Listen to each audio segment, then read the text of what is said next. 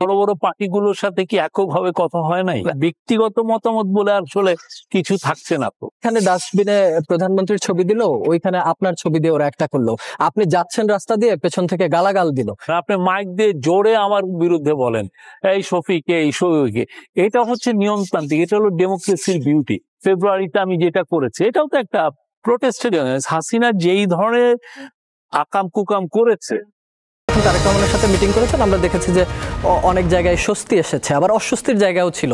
বাকি রাজনৈতিক দলগুলো এগুলো নিয়ে কথা বলেছে। আমার মনে হয় না অস্বস্তি কেউ কি বলেছেন যে মিটিংটা করা উচিত হয় না। মিটিং নিয়ে কেউ প্রশ্ন তুলেনি, কিন্তু এককভাবে যেহেতু বিএনপির সাথে কথা বলা হয়েছে বা তারেক রহমানের জামায়াত, এনসিপি, বড় বড় পার্টিগুলোর সাথে কি এককভাবে কথা হয় নাই? কিন্তু আমার প্রশ্নটা ওই জায়গায় না। আমার প্রশ্ন কি বিএনপি আগামীতে রাষ্ট্র ক্ষমতায় আসবে এইরকম বিষয়গুলো আপনারা জেনে বুঝেই কি বিএনপির প্রতি নমনীয় হচ্ছেন? না, এটা আপনি আগের থেকে কিভাবে প্রেডিক্ট করেন যে এ আসছে কে আসছে না? আমাদের কথা হচ্ছে যে জুলাইয়ের আন্দোলনের বড় অংশীদার বিএনপি, আর বাংলাদেশের বাস্তবতায় ওনারা লার্জেস্ট পলিটিক্যাল পার্টি। তো আমরা ওনাদের সাথে, ওনাদের লিডারের সাথে আমাদের যে ইন্টারিম গভর্নমেন্টের প্রধানের যদি মিটিং হয়, এটা তো সবার জন্য ভালো। আমি এবার আপনার একটা ব্যক্তিগত প্রশ্নে আসি যে আপনি প্রধান উপদেষ্টার প্রেস সেক্রেটারি, কিন্তু আপনাকে দেখি যে মোটামুটি অনেক বিষয়ে আপনি কথা বলেন। আপনার ব্যক্তিগত ফেসবুক আইডি আছে, সেখানে আপনি বিভিন্ন ধরনের পোস্টও করেন। এখন আমাদের বাংলাদেশের জনগণ তো প্রেস সেক্রেটারি এবং শফিকুল আলম আলাদা ব্যক্তি, এইটা মানুষ ডিভাইডেড করতে পারে কিনা আমি জানি না, কিন্তু আপনার এই বিষয়ে কি আরেকটু সচেতন হওয়া প্রয়োজন কিনা যে আপনার ব্যক্তিগত মতামতকেও প্রেস সেক্রেটারির মতামত হিসেবে নেওয়া হয়? এটা কি সমস্যা তৈরি করছে কোনো? না, এটা জনগণের মধ্যে একটা পারসেপশন তৈরি করে সেই জায়গা। এটা যদি আপনি কি ফেসবুকে আলাদা হিসেবে লেখেন কিনা এটা জানতে চাই। এখন দেখেন, আমি যদি ফেসবুকে আমি আলাদা আইডি করে যদি আমি লিখি, তারপরে কিন্তু মানুষ ভাবেন যে ওটা প্রেস সেক্রেটারি বলছেন। আমার পোস্টের বাইরে থেকে তো আমি নিজেকে সেপারেট করতে পারছি না। আমি যেটাই বলি না কেন সেটা মানুষ বলবে যে এটা ওনার, কেননা এখানে আমার ব্যক্তিগত মতামত বলে আসলে কিছু থাকছে না তো, ঠিক না? আমি ধরেন আমার এটাকে রাখলাম যে এটা আমার অফিসিয়াল অ্যাকাউন্ট, অফিসিয়াল স্টেটমেন্ট দিচ্ছি। তারপরে আমি একটা ধরেন আমি ঢাকা ডায়েরি নামে পোস্ট লিখি, ঢাকা ডায়েরি নামে আমি একটা আলাদা একটা ফেসবুক অ্যাকাউন্ট খুললাম। মানুষ তো যখন জেনে যাবে ওইটা আমারই আইডি, আবার বলবে যে শফিকুল আলম তার ঢাকা ডায়েরিতে এইটাই লিখেছেন।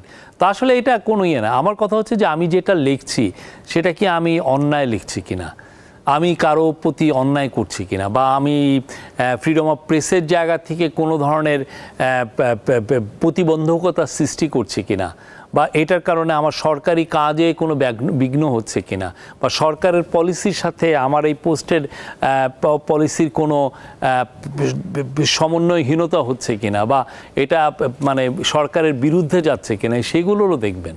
আপনি যেমন ফেসবুকে লেখেন, আপনাকে যারা পছন্দ করে না তারাও ফেসবুকে লেখে। এবং আমি দেখেছি যে আপনারা যখন বাংলা একাডেমির মেলা হলো, আপনারা একটা ডাস্টবিন করলেন, সেখানে সাবেক পালিয়ে যাওয়া প্রধানমন্ত্রী শেখ হাসিনার ছবি ছিল। একইভাবে আপনি যখন লন্ডনে গেলেন, সেটা বিপরীতে হয়তো আপনাকেই দায়ী করা হয় যে এই প্ল্যানগুলো হয়তো আপনিই করেন বা এক্সিকিউশন আপনি করেন। এই যে আপনার প্রতি যে সমালোচনার জায়গাগুলো, এইগুলো আপনি কিভাবে নেন? যেমন সমালোচনা কিরকম? সমালোচনা ধরেন এখানে ডাস্টবিনে প্রধানমন্ত্রীর ছবি দিল, ওইখানে আপনার ছবি দিয়ে ওরা একটা করলো। আপনি যাচ্ছেন রাস্তা দিয়ে, পেছন থেকে গালাগাল দিল। এই জিনিসগুলো এটা ওয়েস্টার্ন সোসাইটিতে কি নাই? এটা পৃথিবীর কেউ কি, আপনি যদি পলিটিক্যাল পার্টি করেন বা একটা গভর্নমেন্টের লোক হন, আপনাকে কি প্রোটেস্ট করবে না? আপনি তো একদম সেন্টলি ফিগার না। আপনি একদম ইভেন যে লোকটা সেন্ট, যার 80-90% তারও তো আপনার প্রতিপক্ষ আছে।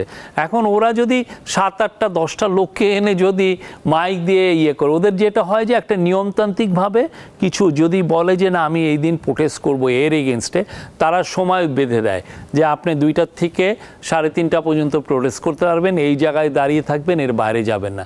ওইখানে এসে সে হ্যান্ড মাইকে যা তা বলতে থাকে। তো এটা নিয়মতান্ত্রিক। তো আওয়ামী লীগ যদি এই পলিটিক্সটাই মানে জুলাই মানে ওই গত 15-16 বছরে করতো, তাহলে তো দেশ একটা ডেমোক্রেসিতে থাকতো। সে তো ডেমোক্রেসির চর্চা করে নাই, মানুষকে প্রোটেস্ট করতে দেয় নাই, মানুষকে দাঁড়াইতে দেয় নাই। বিএনপিতে সামনে এরা প্রোটেস্ট করেছে, সবগুলো ধরে নিয়ে এসে বন্দি করে রেখে দিয়েছে।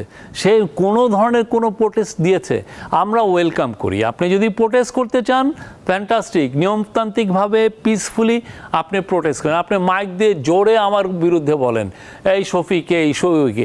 এটা হচ্ছে নিয়মতান্ত্রিক, এটা হলো ডেমোক্রেসির বিউটি। কিন্তু আপনি তার 15.5 বছরে কি করেছে?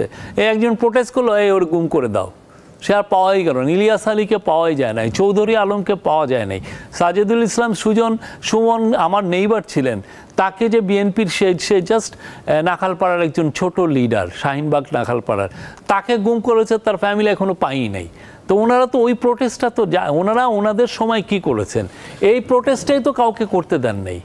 আমরা কারো প্রোটেস্টে বাধা দেই নাই, বাট তাদের বোঝা উচিত এই প্রোটেস্টটা কতটা, তারা কি আচরণ করেছে। আর ওই যে আমরা যেটা আপনি ইয়ের কথা বললেন, মানে ফেব্রুয়ারিতে আমি যেটা করেছি, এটাও তো একটা প্রোটেস্টের। হাসিনা যেই ধরনের আকাম কুকাম করেছে, গুম করেছে, খুন করেছে, এক্সট্রা জুডিশিয়াল মার্ডার তার আমলে 3000-এর মতো হয়েছে, মানুষ হারিয়ে গেছে, মানে গুম হয়েছে 3500-এর মতো। এমনই হয়েছে যে গুম করে এখানেরটা ওই অ্যাক্রস দ্য বর্ডারের উপরে চালান দিয়ে দিয়েছে। তারপরে এই যে তাকে তো প্রোটেস্ট করাটা, আমরা যে এই প্রোটেস্টটা করেছি সেটা তো খুবই মাইল্ড। তার মানে যে যার মতো নিয়মতান্ত্রিক ভাবে প্রোটেস্ট করবে, কিন্তু সেজন্য যেন খুন এবং গুণের শিকার না হয়ে যায়, আপনি ওইটা খুবই ওয়াইডলি নিচ্ছেন।